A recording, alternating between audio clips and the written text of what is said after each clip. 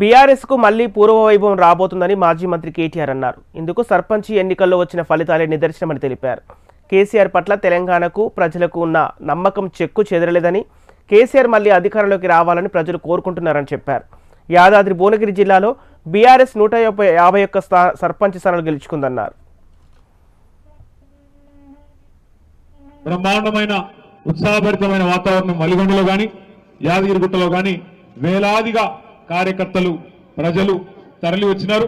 ఖచ్చితంగా కేసీఆర్ గారే తిరిగి గెలవాలి అనే ఒక వాతావరణం ప్రస్ఫుటంగా కనబడ్డది.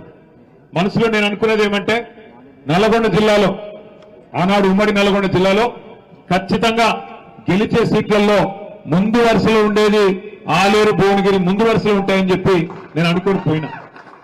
కానీ మరి ఏ కారణం చేతనో మరి రెండు కూడా మనం కొద్ది శాతం ఓట్లతోనే కోల్పోవడం జరిగింది. కానీ ఈరోజు చాలా సంతోషం, 2 సంవత్సరాలు తిరగకుండానే మళ్ళీ సర్పంచ్ ఎలక్షన్లు జరిగితే భువనగిరి నియోజకవర్గంలో కాంగ్రెస్ కు 52 వస్తే మనకు 56 సర్పంచ్లు ఇక్కడ గెలుచుకున్నాం. ఆలేరు నియోజకవర్గంలో 74 మంది సర్పంచ్లు గెలిచినారు. మునుగోడులో కేవలం 2 మండలాలు వస్తాయి మనకు, చౌటుప్పలు, సంస్థాన్ నారాయణపూర్ 2 మండలాలు కలిపి అక్కడ కూడా 15 మంది సర్పంచ్లు గెలుచుకున్నాం.